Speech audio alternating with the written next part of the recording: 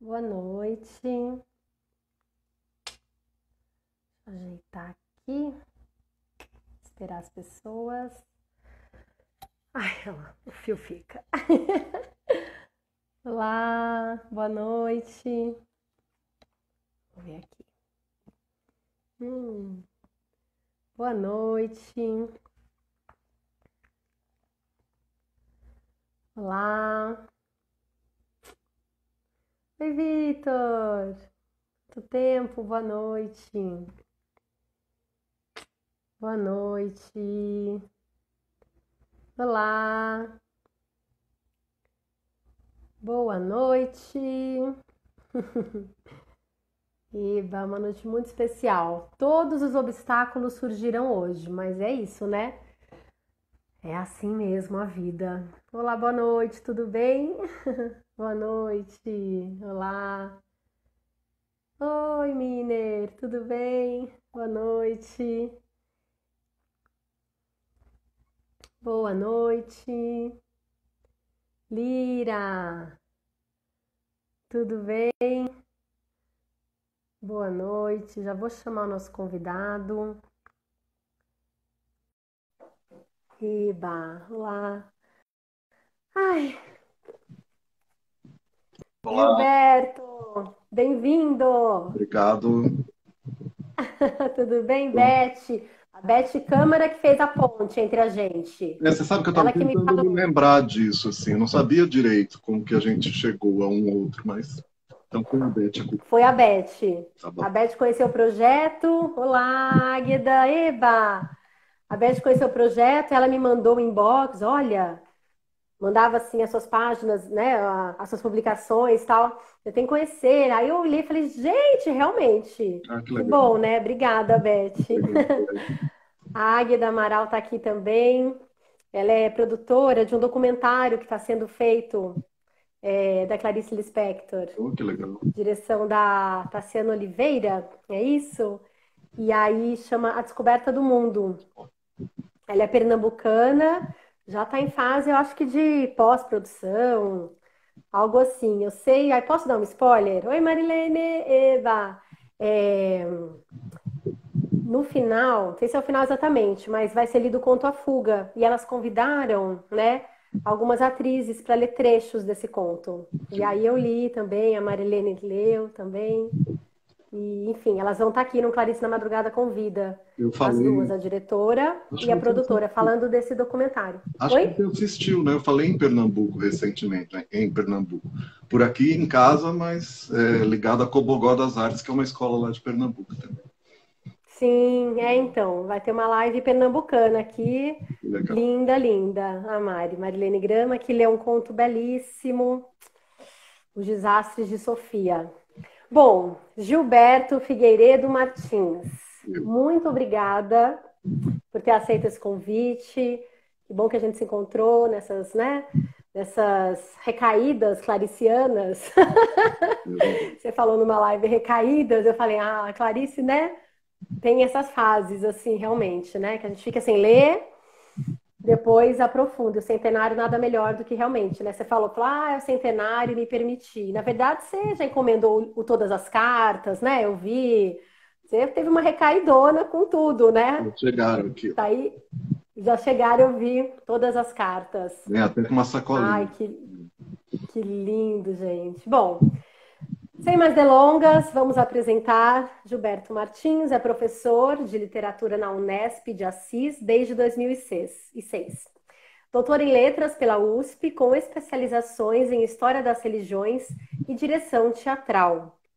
Autor do livro Estátuas Invisíveis, Experiências do Espaço Público na Ficção de Clarice Lispector, publicado pela EDUSP, Nanquim, 2010.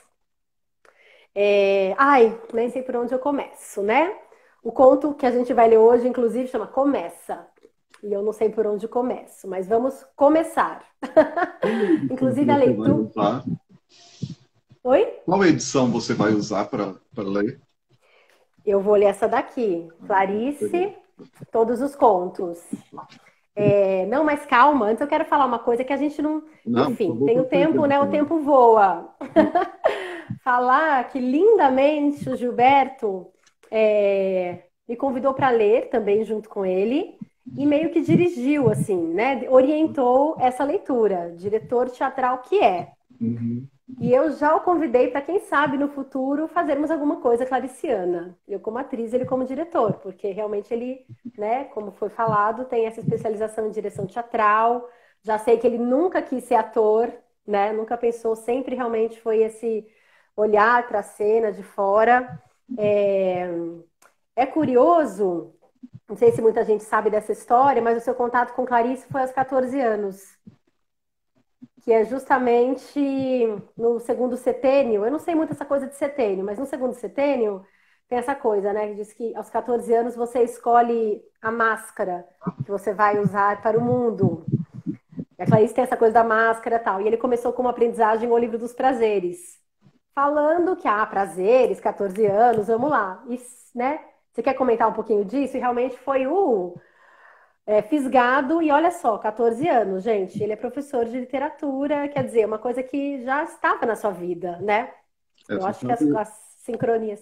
eu peguei até uma edição da Bela e a Fera, até por isso que eu perguntei para você qual você ia usar. Essa daqui foi a primeira que eu tive. Hum, E aí eu estava olhando aqui, porque eu sempre coloco as datas quando eu termino de ler. Essa eu li em dezembro de 88. Então eu tinha feito 18 anos, né, quando eu li a primeira ó, vez A Bela e a Fera. Enfim, eu fui um leitor que devorava histórias, assim como a menina da Felicidade Clandestina. Os como a Clarice. meus pais não têm formação escolar, né? Minha mãe fez só a primeira série, meu pai a terceira. Então, eu vivi, na verdade, num lugar em que leitura não era exatamente algo essencial. E nós não tínhamos livros, a não ser os escolares, enfim. Mas desde muito cedo, desde que eu me alfabetizei, com 6 anos, de 5 para 6 anos, eu devorava todo tipo de história em quadrinhos, e os livros que me caíam às mãos, brincava de dar aula para os meus primos, coitados. Inventava até que aula de inglês eu dava. Então, quando cheguei à sexta série, por exemplo, eu lembro bem que me perguntaram o que eu queria de presente de aniversário, eu pedi uma lousa e 2 caixas de giz. Quer dizer, olha que horror. Aí eu pedi uma de giz branco, uma de giz colorido, eu lembro que eu ganhei, e usava isso para dar aula para os meus primos. Então eu sabia que eu ia ser professor, ou pelo menos isso eu tinha planejado para mim. Essa máscara eu queria. E aos 14 anos, eu ia, desde muito menino, a uma feira livre, trocava gibi com um senhor, tinha que dar 2 gibis para ganhar um. Então eu lia várias vezes para poder usar bastante, aí depois eu trocava com ele, em geral sempre com ele.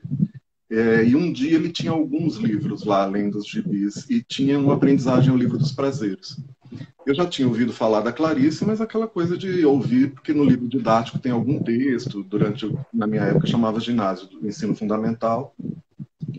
E aí falei, bom, vou levar adolescente, uma aprendizagem ao livro dos prazeres, livro de ler com uma mão só, vou ficar contente, vou levar, né?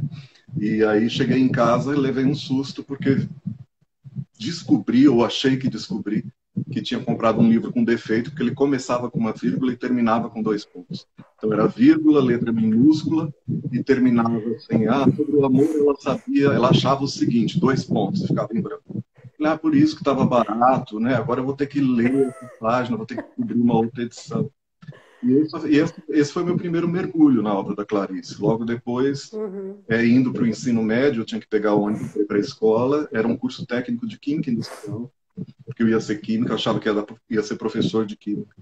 Aí eu vi um leitor que todo dia pegava o mesmo ônibus e ele nunca olhava para ninguém, porque ele estava com um livrão na mão, e eu olhei a capa, tentei olhar e descobri que era A Descoberta do Mundo, da Clarice Lispector. E logo pensei nisso. Falei, nossa, mas se já foi legal uma aprendizagem ao livro dos prazeres, mesmo faltando página, e era um livro fininho, imagina esse livro. E aí foi o segundo. Tentei ir atrás desse livro, e assim começou. Quando chegou no terceiro ano do ensino médio, eu falei, se é para dar aula e eu gosto tanto de ler, para que eu vou dar aula de química? Então vou fazer letras. Aí entrei pensando em fazer letras e continuar a fazer. Se eu fizesse pós-graduação, mestrado, doutorado, seriam sobre a Clarice também. E assim foi. Sim.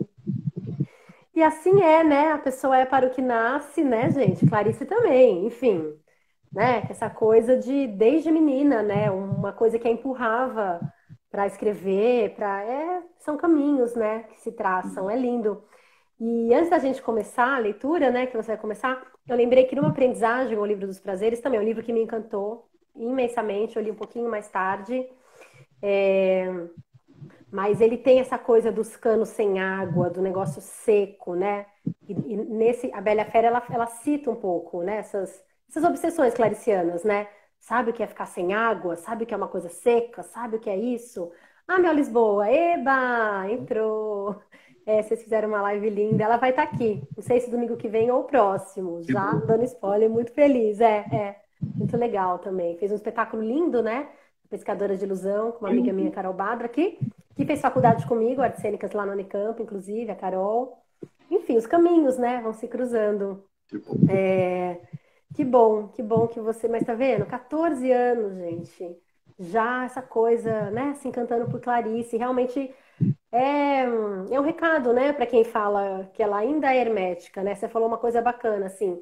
Ela não é difícil, né? O que que você falou? Ela não é difícil, mas ela não é Ela simples. escreve simples, né? Ela não tem Ela, um vocabulário rebuscado, não precisa de um dicionário ao lado, não fica sim, usando preciosismos, palavras estrangeiras, quer dizer, é uma leitura acessível, mas que é muito sim. exigente ao mesmo tempo, né? Então, acho que forma o leitor para lê-la.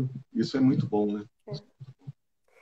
E é uma leitura tão maravilhosa que quanto mais você vai se desenvolvendo em alma, né? Formando a sua alma, mais camadas você vai percebendo, né?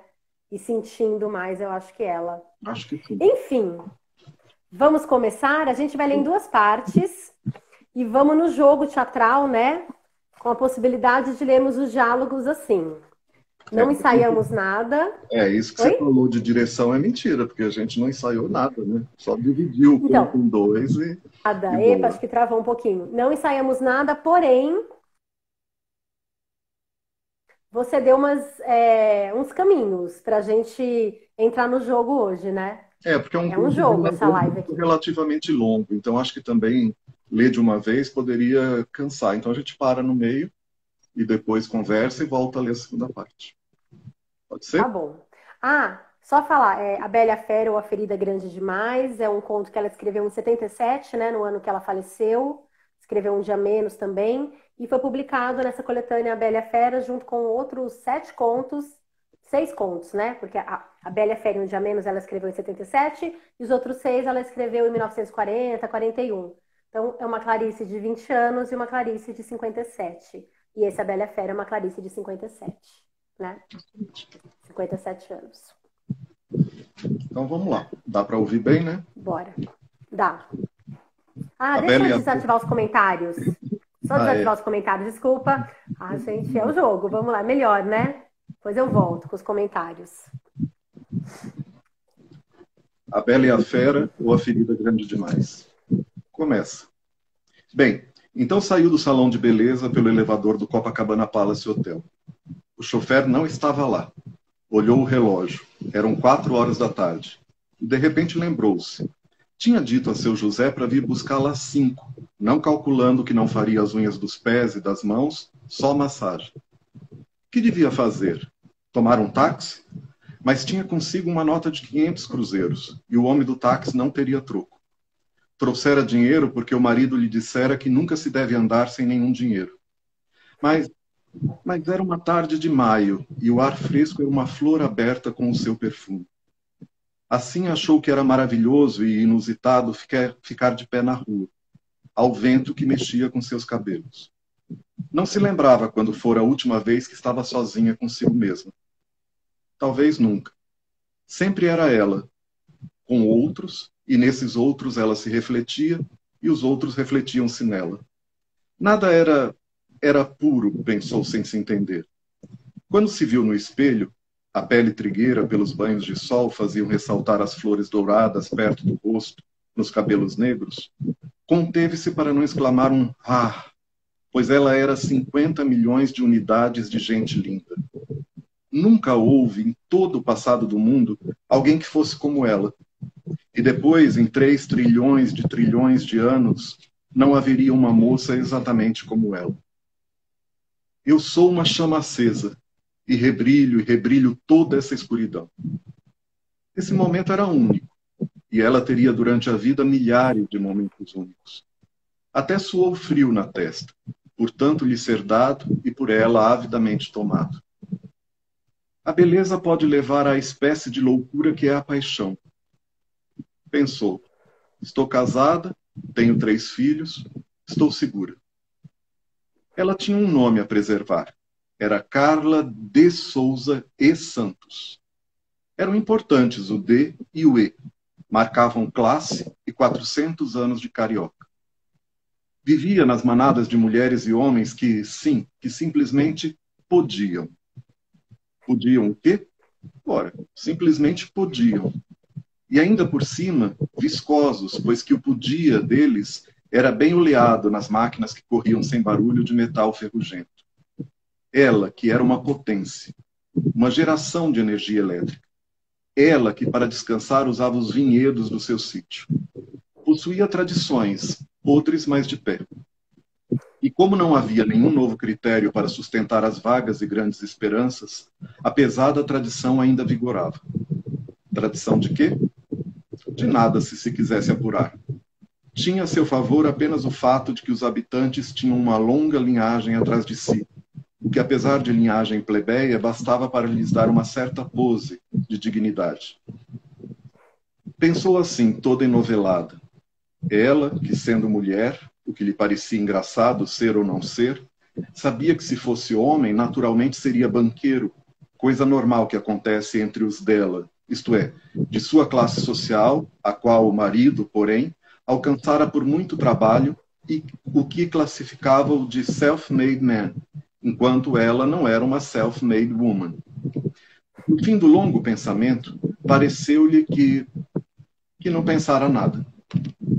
Um homem sem uma perna, agarrando-se numa muleta, parou diante dela e disse: Moça, me dá um dinheiro para eu comer? Socorro! Gritou-se para si mesma ao ver a enorme ferida na perna do homem. Socorre-me, Deus, disse baixinho. Estava exposta àquele homem. Estava completamente exposta. Se tivesse marcado com seu José na saída da Avenida Atlântica, o hotel onde ficava o cabeleireiro não permitiria que essa gente se aproximasse. Mas na Avenida Copacabana tudo era possível. Pessoas de toda a espécie. Pelo menos de espécie diferente da dela. Da dela? Que espécie de ela era para ser da dela? Ela, os outros.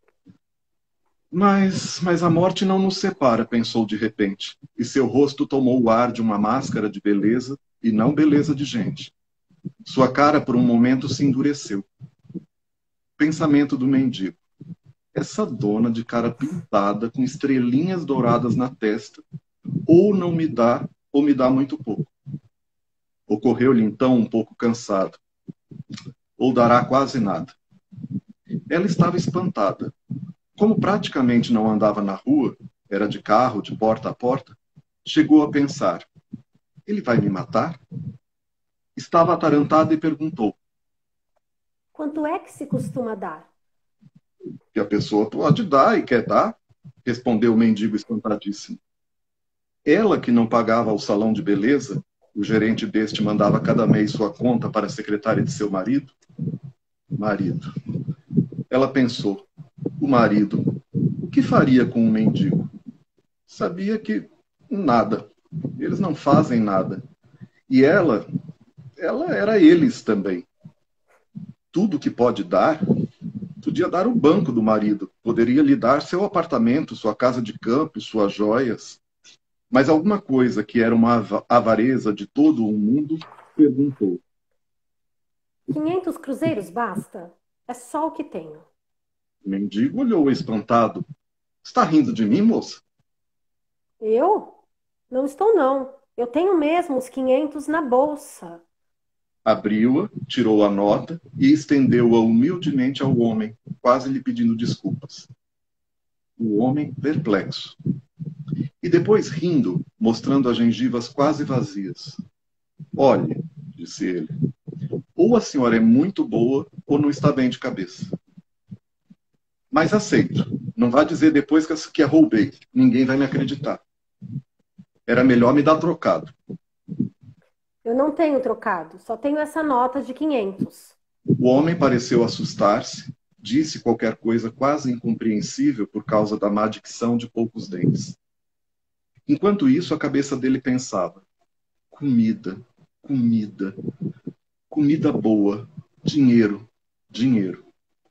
A cabeça dela era cheia de festas, festas, festas. Festejando o quê? Festejando a ferida alheia? Uma coisa os unia. Ambos tinham uma vocação por dinheiro. O mendigo gastava tudo o que tinha, enquanto o marido de Carla, banqueiro, colecionava dinheiro. O ganha-pão era a bolsa de valores, e inflação, e lucro. O ganha-pão do mendigo era a redonda ferida aberta. E ainda por cima devia ter medo de ficar curado, adivinhou ela, porque se ficasse bom, não teria o que comer. Isso Carla sabia. Quem não tem bom emprego depois de certa idade, se fosse moço, poderia ser pintor de paredes. Como não era, investia na ferida grande, em carne viva e purulenta. Não, a vida não era bonita. Ela mesma faz uma pausa, né? Com 3 estrelinhas, assim. E aí? A live é sua. Ai, a live é sua. Então, Essas. acho que o que é mais interessante para começar é essa dicção realista, que nem sempre é a da Clarice. Você tem um lugar que é óbvio, que é o Rio de Janeiro, a cidade do Rio de Janeiro, que é a Avenida Nossa Senhora Copacabana. Então tudo é muito referencializável, não é uma cidade qualquer. Então, assim como ela marcou Pernambuco nos contos de Pernambuco, né, Recife, aqui ela marca, é Rio de Janeiro. E num bairro da Zona Sul do Rio de Janeiro. Então a gente tem aí essa localização, que é muito clara, num presente que é mais ou menos o presente da própria escritora, né, da autora quando está escrevendo. Então não é um conto escrito sobre uma outra época. E temos 2 personagens muito bem delineados, né, e que em tudo são opostos. Né? Tem a mulher e o homem, a rica e o mendigo, e isso ajuda um pouco a gente a ler o título, né, A Bela e a Fera. Então, a gente, ironicamente, é remetido a essa tradição dos contos de fadas, né, das histórias maravilhosas, do mundo mágico, e que é também construído em cima de oposições. O bem e o mal, o feio e o belo, o bom e o ruim, né, o saudável e o desprezível, enfim. Então é um conto muito baseado nessas dualidades. É nesse ponto que a gente é jogado. Tá. Eu fiquei pensando um pouco nessa questão das socialites, né? Porque a Clarice, apesar de ter sido mulher de diplomata, não era uma socialite, né? Sim, ela tinha que trabalhar para viver, né? Claro que ela não tinha uma vida totalmente desconfortável, mas ela sempre teve, né? O seu trabalho, o seu dinheiro depois que ela separou do marido. Eu montei um espetáculo Minhas Queridas, né? Foi a partir de cartas que ela enviou para as irmãs no período que ela ficou fora do Brasil, mulher de diplomata. E quando ela vai do Brasil para Lisboa, uma Clarice de 23, 24 anos, tem uma carta que depois ela manda para as irmãs que ela fala assim, esse casaco de pele, né? Que ela fala que as pessoas estavam... Não que ela não tenha usado casaco de pele depois lá na Europa, mas ela fala, parece que alguma coisa prolifera com mais intensidade nesse casaco de pele, debaixo do casaco. É uma fecundação doida e cansativa, sabe? Ela desprezava de um certo modo, essas mulheres que faziam reuniões de chá e estavam, sabe? Estavam muito felizes com isso e liam best-sellers e estavam achando que a vida era isso. Então, desde sempre, não sei se é porque ela veio refugiada, ela perdeu a mãe, ela teve uma infância muito sofrida, né? Tem uma outra carta que ela fala, não se culpe, não queira compensar agora, ela fala para Tânia, não queira compensar agora com a sua filha o fato da gente, em criança, não ter tido tudo que a gente deveria ter tido, né? Então, eu acho que essa vida nunca a fascinou, nunca, nunca pegou, né? Depois ela vai falar pra frente. Eu não resisto, eu já dou spoiler. Acho que ela nunca caiu num esquema. Talvez até sim, mas sempre com uma consciência, sabe? De classe. Realmente, acho que mais pro final da vida, mais ainda, entendeu? Né? Não sei, enfim. A Clarice tem uma crônica em que ela diz que ela sempre se sentiu, sempre sentiu inepta ou inapta para Uhum, escrever sobre o problema social, mas que o problema social sempre a tocou de muito perto. E isso ela tem uma lembrança exatamente quando criança de conhecer os mucambos no Recife, né? E a vida das empregadas e as pessoas de outras classes esse contato fez com que ela tivesse vontade de cursar direito, porque ela faria direito, queria fazer direito penal, até ironizavam, né? Os amigos brincavam com ela, quem faz direito penal isso é coisa de artista, é ficcionista, é quem gosta de história. Mas uhum. ela queria porque ela tinha vontade de reformar o sistema penitenciário no Brasil, né? Ah lá, Então, quer ah dizer, lá. tinha uma consciência que era evidente, né? Filha de Sim, imigrantes. Ela mesma, eu acho que não tinha muita noção de uma infância sofrida, mas basicamente eles eram pessoas pobres vindas para um outro país, sem falar a língua desse sim, país. E, sim. e depois ela O teve. pai disse, Ele era o pai representante dela de disse, vendas, né? sim, mascate, né? Isso. Mas eles eram de uma família muito bem de vida lá na Ucrânia, Assim. né? Antes da guerra. Então era de uma família, mas eu acho que a Clarice nunca foi burguesa, sabe? Tem gente que fala, é uma classe média, uma vida burguesa, enfim. Eu acho que, como ela fala, né, na última entrevista, ela fala assim, a literatura não muda nada. Eu não posso mudar nada. Então ela, mas pode. Mas pode. Então, eu acho que mesmo, por exemplo, esse conto que ela fala até depois, justiça social, né? Eu acho que ela resvala nisso, porque no conto Amor, que é o conto que eu mais amo na vida, assim, que a personagem Ana fala, quando ela se lembrou que existiam homens grandes com fome no mundo, sabe essa questão da fome? E a primeira pergunta que o mendigo faz para ela realmente é, né? Me dá um dinheiro porque eu tenho fome? Então, essa questão da fome, né? Da miséria, eu acho que é uma coisa, enfim, que ela sentia de uma maneira muito profunda, como a É, gente sente às vezes, né? ela é a própria prova de que a literatura faz alguma coisa, né? Porque essa mesma menina pobre, né, essa menina que em princípio não teria acesso aos bens, né, isso é representado em vários contos, principalmente nos de infância no Recife, essa menina pobre tinha um mundo da fantasia à sua disposição. Então a literatura tinha isso, a literatura e a arte sensibilizam, humanizam, e portanto não tem como crescer depois indiferente a esses problemas, né? Então ela é a própria prova que nega o que ela diz lá na entrevista. Então quase como se É, esse começo e esse fim se unissem para entrarem em contraste, porque ela sim, foi alguém que se fez por meio da literatura, em todos os sentidos. Ao ponto de que, todos inclusive, os depois de separada, ela viveu de fazer traduções, de escrever para jornal e revista, né, de publicar os próprios uhum, livros, embora nunca recebesse praticamente nada de direito autoral por isso. Ganhava sim, prêmios. Então, quer dizer, a literatura, pelo menos para a realidade dela, mudou. O que ela não tinha era aquela ilusão que os modernistas da primeira fase, lá dos anos 20, tinham de que a literatura mudaria o mundo. Mas pode mudar as pessoas, e aí as pessoas individualmente podem ter caminhos diferentes, né? Acho que ela é uma sim, boa sim, prova disso. sim, exatamente.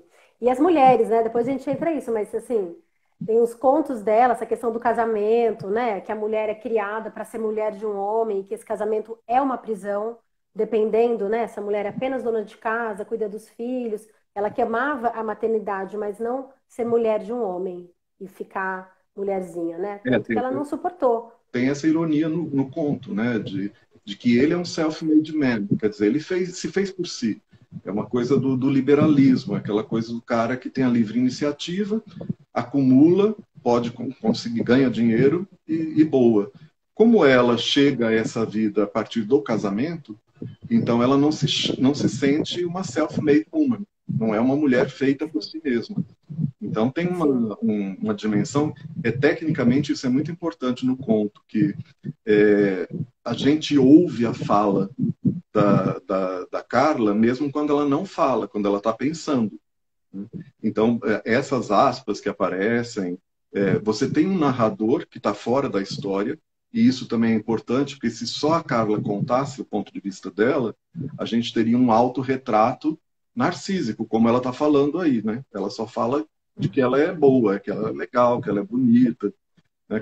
Então, mas você tem um narrador de fora, que vê o que está acontecendo, conta o que está acontecendo, mas também se aproxima da consciência dela. Então tem coisas que ela não verbaliza, mas ela pensa, e a gente sabe porque o narrador sabe.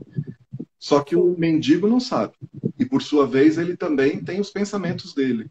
Então tem muito isso de uma fala, de um diálogo que se dá quase teatralmente, mas tem outra coisa que é muito do ponto que é muito uma qualidade da literatura moderna, né?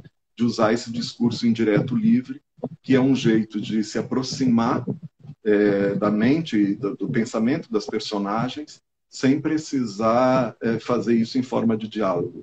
Então, o que é sempre uma dificuldade para quem trabalha com teatro, por exemplo, né? Que é a Clarice, o foco dela não é exatamente o diálogo, né? Porque o diálogo reverbera nessas personagens e elas continuam uma conversa muito maior interna, para além, inclusive, do narrador, que também tem o seu... Narrador na Clarice nunca consegue só contar. Ele conta e comenta. Né? Então, na literatura, tudo bem, você está com um livro, você volta. Isso ouvido, né, no teatro, no rádio, aqui, tem um outro grau de dificuldade, que você fica pensando assim, nossa, mas quem que está falando? E aí, nem sempre o narrador diz, né? Você, pelo pensamento, você percebe que é ela, mas ela não está falando, de fato, com o mendigo. Isso é muito legal. Sim. O Conto Amor, só uma aspas de eu começar a ler para dar tempo, senão a gente vai ter que abrir outra live. Ai! O Conto Amor, para mim, né? Eu acho que ele já é pronto.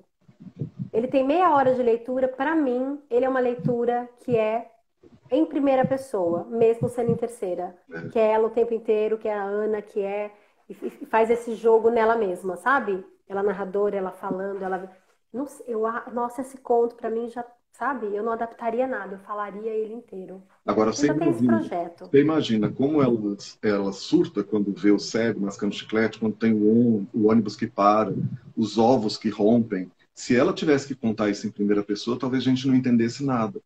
Então, essa é uma sacada, isso é uma sacada da Clarice, né? Quer dizer, o narrador é muito próximo à consciência da personagem, mas ao mesmo tempo precisa de um distanciamento, porque se não tiver esse distanciamento, mergulha na experiência da personagem.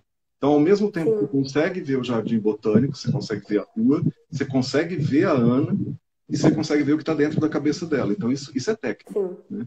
E a Clarice é muito boa nessa técnica. Muito boa. Ela falava que ela nunca sabia o final de um conto, né? Tem uma crônica na Descoberta do Mundo que ela fala, se eu já sei o que vai acontecer no final, eu nem escrevo, eu perco o interesse. Eu vou me deixando conduzir pela personagem, né?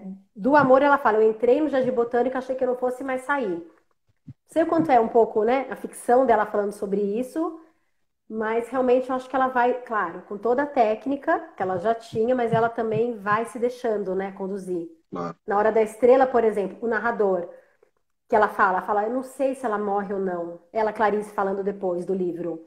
Que ela ficou, Clarice, em dúvida se ela matava ou não, ela ficou, e o Rodrigo, sabe, ela, Rodrigo, se mata ou não, até por fim ela falou, é isso, tem que matar e é isso. Esse conto, sabe? Então... o conto que a gente está lendo foi escrito simultaneamente com A Hora da Estrela.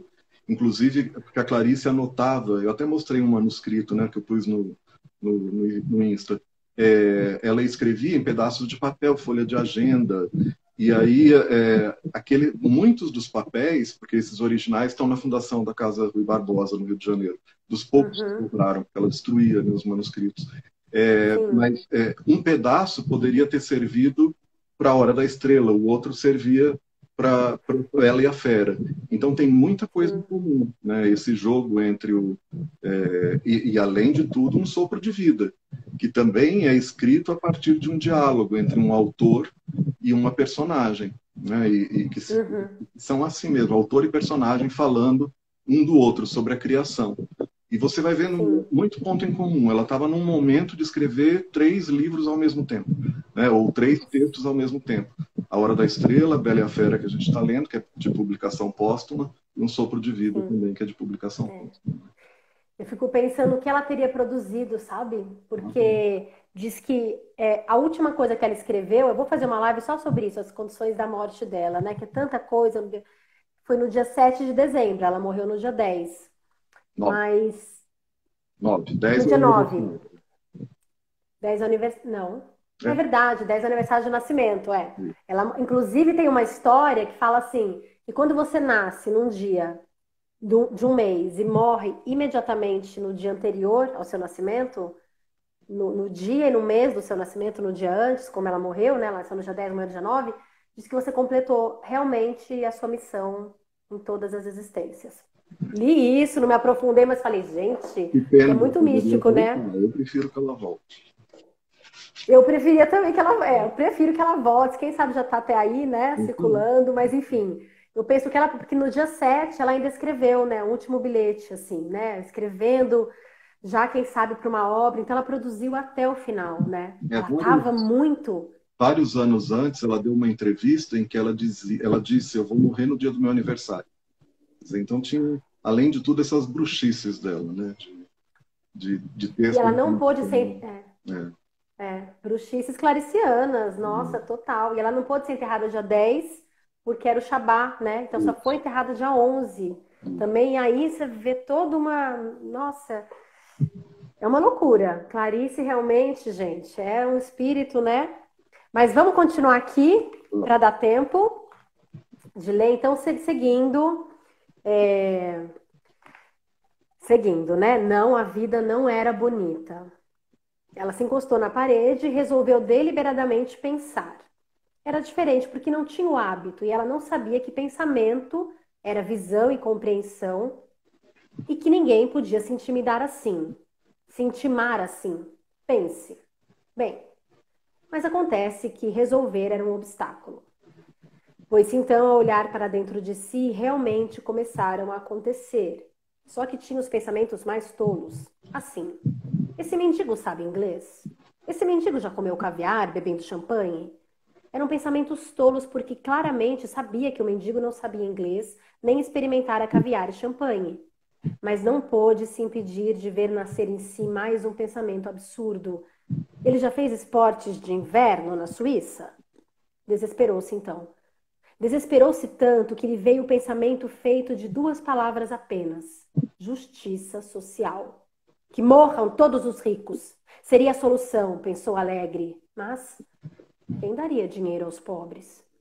De repente, de repente, tudo parou. Os ônibus pararam, os carros pararam, os relógios pararam, as pessoas na rua imobilizaram-se, só seu coração batia. E para quê? Viu que não sabia gerir o mundo. Era uma incapaz, com os cabelos negros e unhas compridas e vermelhas.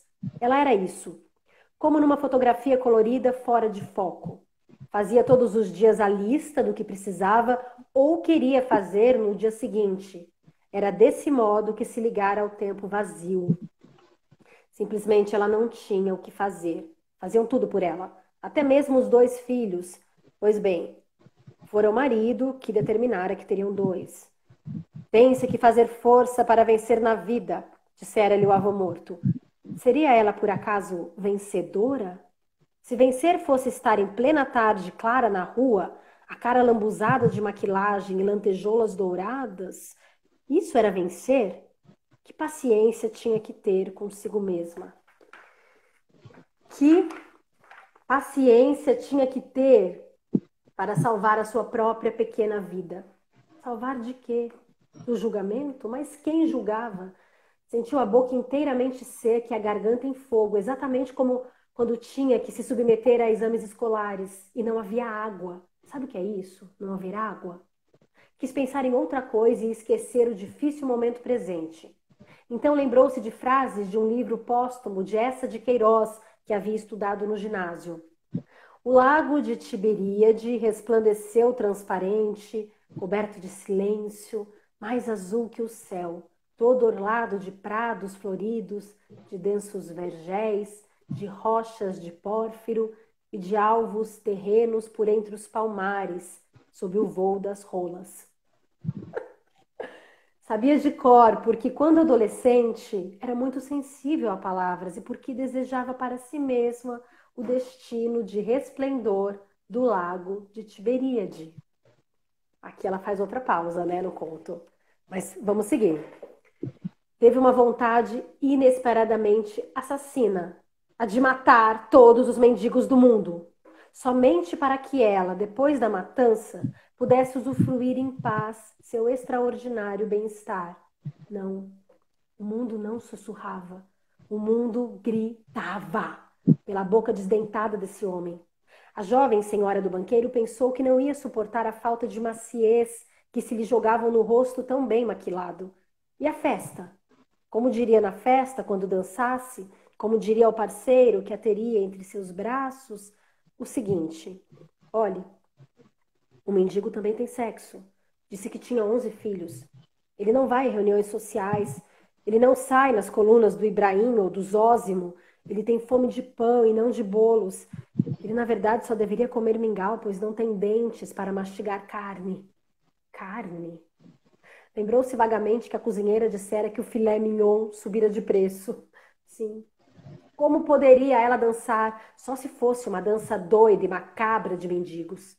Não, ela não era mulher de ter chiliques e fricotes e ir desmaiar ou se sentir mal, como algumas de suas coleguinhas de sociedade. Sorriu um pouco ao pensar em termos de coleguinhas. Colegas em quê? Em se vestir bem? Em dar jantares para 30, 40 pessoas? Ela mesma, aproveitando o jardim no verão que se extinguia, dera uma recepção para quantos convidados? Não, não queria pensar nisso. Lembrou-se. Por que sem o mesmo prazer? Das mesas espalhadas sobre a relva, luz de vela. Luz de vela? Pensou, mas estou doida? Eu caí num esquema de gente rica. Antes de casar, era de classe média, secretária do banqueiro com quem se casar. E agora, luz de velas. Eu estou brincando de viver, pensou. A vida não é isso. A beleza pode ser de uma grande ameaça. A extrema graça se confundiu com uma perplexidade, uma funda melancolia. A beleza assusta. Se eu não fosse tão bonita, teria tido outro destino, pensou, ajeitando as flores douradas sobre os negríssimos cabelos. Ela, uma vez, vira uma amiga inteiramente de coração torcido e doído e doido, de forte paixão. Então não quisera nunca a experimentar. Sempre tivera medo das coisas belas demais ou horríveis demais. É que não sabia em si como responder-lhes e se responderia se fosse igualmente bela ou igualmente horrível. Estava assustada, como quando vira o sorriso de Mona Lisa ali, a sua mão no Louvre. Como se assustara com o homem da ferida ou com a ferida do homem. Teve vontade de gritar para o mundo: eu não sou ruim, sou um produto nem sei de quê, como saber dessa miséria de alma? Para mudar de sentimento, pois que ela não os aguentava e já tinha vontade de, por desespero, dar um pontapé violento na ferida do mendigo, para mudar de sentimentos pensou: este é o meu segundo casamento, isto é, o marido anterior estava vivo. Agora entendia porque se casara da primeira vez estava em leilão. Quem dá mais? Quem dá mais? Então está vendida. Sim. Casara-se pela primeira vez com um homem que dava mais. E ela o aceitara porque ele era rico e era um pouco acima dela em nível social. Vendera-se. E o segundo marido? Seu casamento estava findando, ele com 2 amantes, e ela tudo suportando, porque um rompimento seria escandaloso. Seu nome era por demais citado nas colunas sociais. E voltaria ela ao seu nome de solteira? Até habituar-se ao seu nome de solteira, ia demorar muito.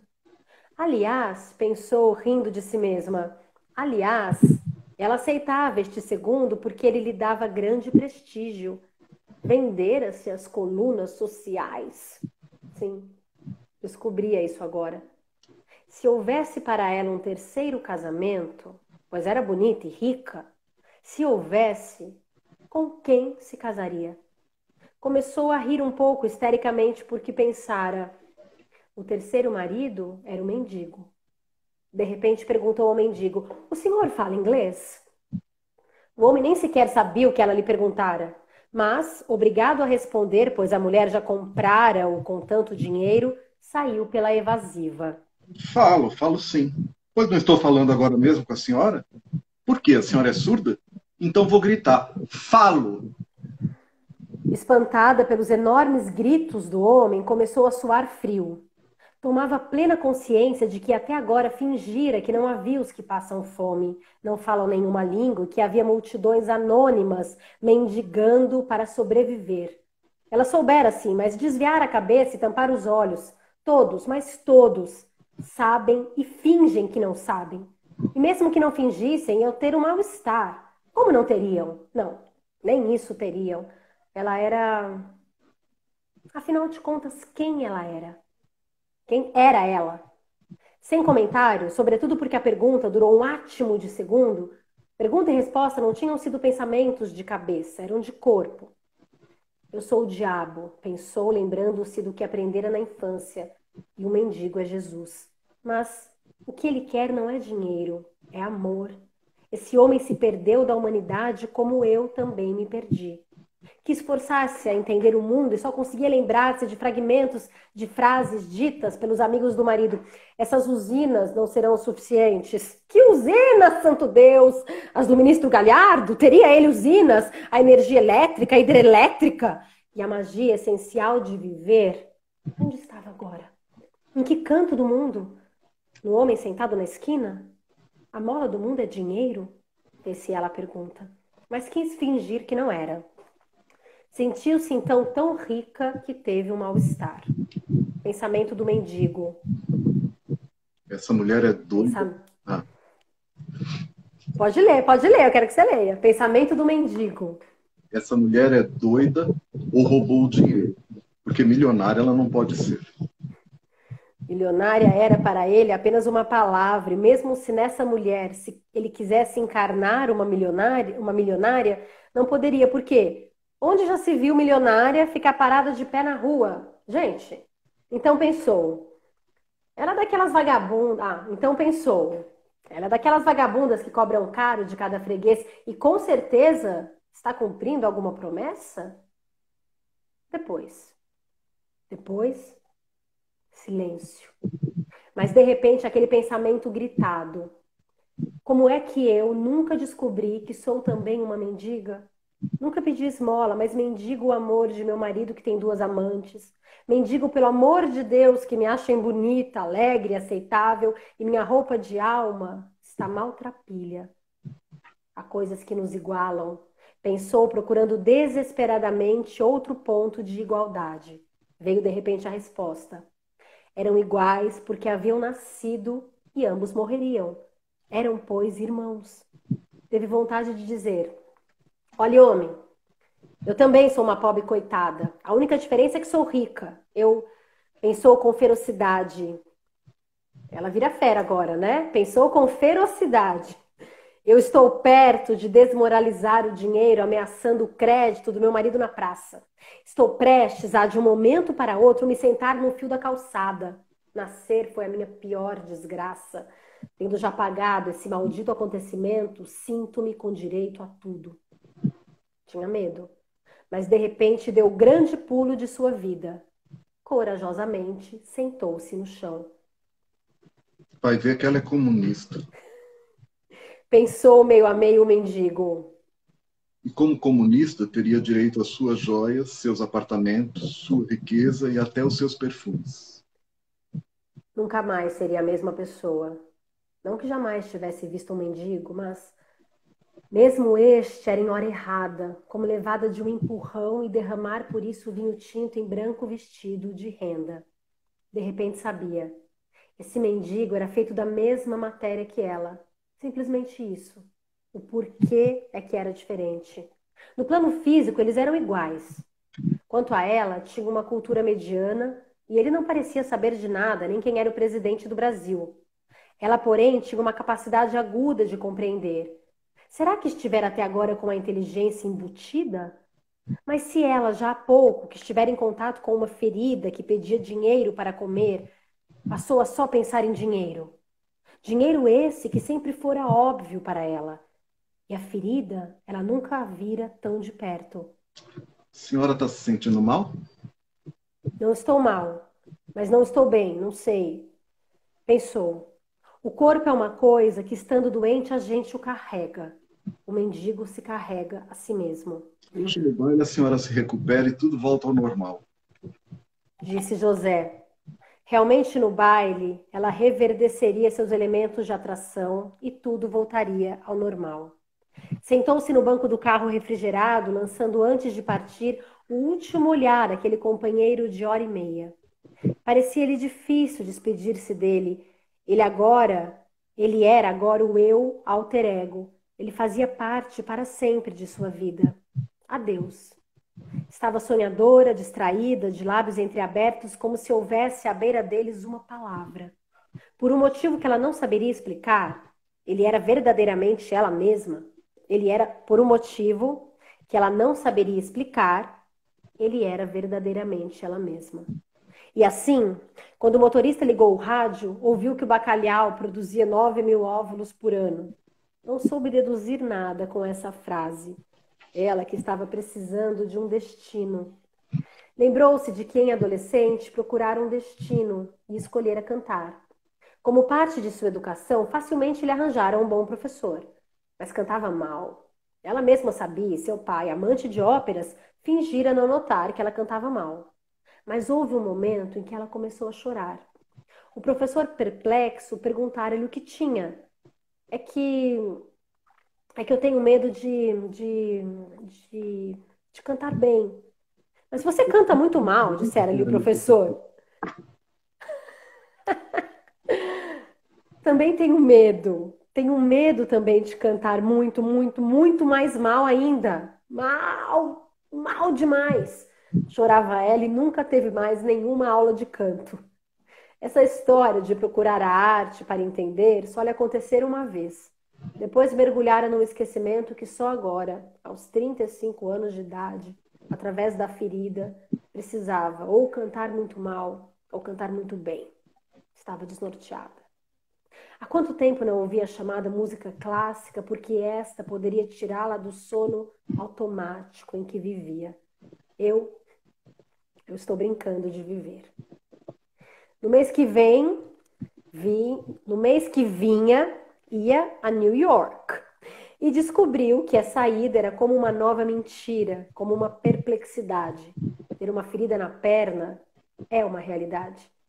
E tudo na vida, desde quando havia nascido, tudo na sua vida fora macio como um pulo de gato. No carro andando, de repente pensou, nem me lembrei de perguntar o nome dele. Gente, corri aqui, fui lendo, ó, correndo para dar tempo de ler, socorro. Acho que acabou, Ai, né? Vou interromper a gente, não vão? não, porque eu comecei um pouquinho depois. Ah, Faltam uns 4 minutinhos ainda. Gente, agora que dá meia hora de conversa, é que a gente faz.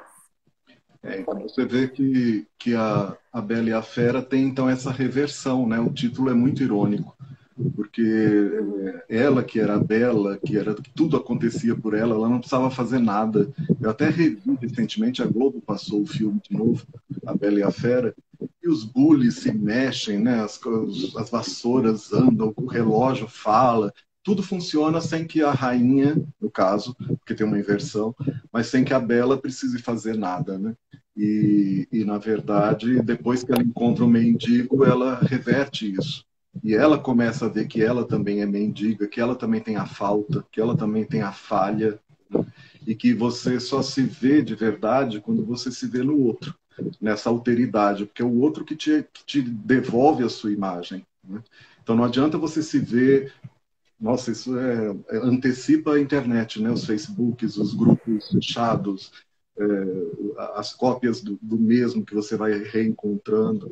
Então, em vez de você se ver só naqueles que se parecem com você, é quando você encontra o seu alter ego, né, o seu outro, é que aí você vê como você mesmo é. Então, tem um efeito de espelho que inverte as coisas, né?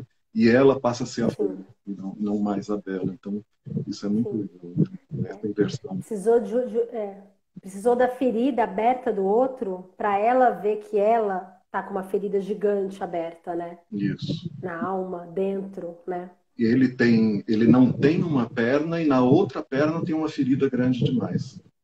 Então ele é É. alguém que tem a falta e a falha no plano do corpo mesmo. Então ele é a Uhum. falta, mas a falta assumida. E ela como vai se Sim, maquiando, se penteando, se fantasiando, indo às festas, né?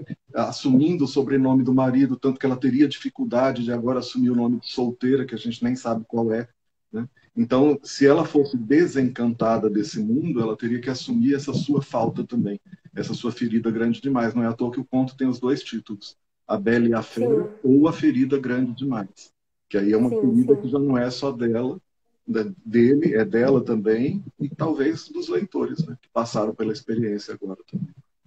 Sim, gente. Às vezes é preciso sentar na calçada, né? Você quem falou isso?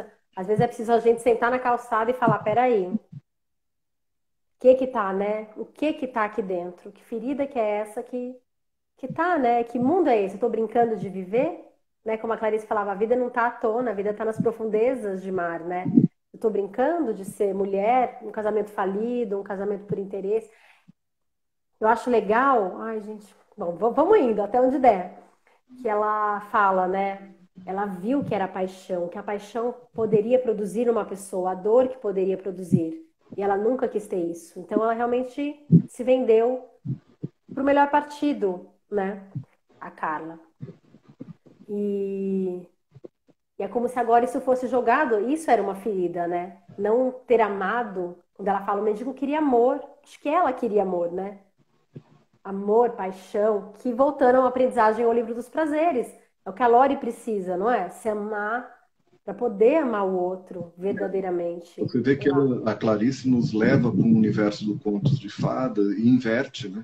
Então, o príncipe que ela encontrou é o príncipe que é o oposto do esperado, né? Mas é aquele que faz com que ela, inclusive, religue alguma coisa na consciência dela e que a permita, que lhe permita se conhecer, né? Se autoconhecer. Sim. Então, ela a partir daí, você vê que quando ela entra no carro, ela continua pensando.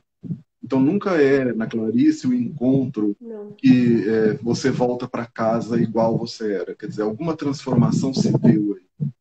Sim. E Não. pode ser a É. ferida do mendigo, pode ser a macabeia, pode ser uma barata, mas alguma coisa que vai te tirar do lugar comodamente instalado e vai te dizer, bom, mas Sim. como que eu estou bem se o outro não está? É. Não tem, aí por isso Que que ela tem faz essa as. justiça social. Sim. E que faz as coisas pararem, né? Linda essa imagem. Os ônibus pararam, tudo parou, só o coração, né? Esse momento mesmo que parece que, sabe, é uma epifania, né?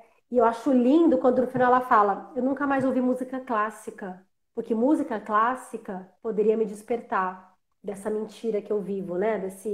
Poderia, quer dizer, a arte acorda, né? A arte, a beleza poderia me acordar realmente para a minha verdade, Você vê porque ela estava como distante totalmente. a cabeça dela está no mesmo lugar, a Clarice, né? Porque ela faz isso com a Macabeia. A Macabeia ouve música clássica, né? Inclusive, É. depois tem a referência também de não sei o que tem, não sei quantos mil óvulos, que parece uma frase lá da Rádio Relógio da Macabeia, né? Então, ela está escrevendo ao mesmo tempo e as duas têm isso, né? Do conto de fadas, do encantar e desencantar, da hora da estrela, né? Então, é como se a Carla fosse uma espécie de negativo da Macabeia, né? Ela já é a estrela que está na porta do hotel esperando o motorista, né? E o Seu motorista vem, chofer. né? E o motorista atropela, assim como a Macabeia, mas é um outro atropelado, né? Ela foi atropelada por esse encontro com o mendigo. E é muito incrível como a Clarice se aproxima das possibilidades, das intenções dela como rica. Ela primeiro quer matar todos os ricos, aí ela se identifica e diz: não, mas quem vai dar dinheiro para os pobres? Sem se dar conta que quem é rico só é rico porque o outro se tornou pobre, né? Aí depois ela quer matar aquele mendigo, depois ela pensa: não, eu quero matar todos os mendigos. Então isso é recorrente na obra da Clarice, que é matar uma barata só ou matar todas, né? Todas. Mas quando eu mato 20 todas. segundos. Ah, 20 segundos obrigado, restantes. obrigado, Estela. Gente, não deu tempo! A gente faz uma outra Muito depois. obrigada. Vamos. Muito só para falar da obra dela, sem Tá bom. leitura. Muito obrigada. Um beijo. Muito obrigada. Obrigado por ter me Beijo.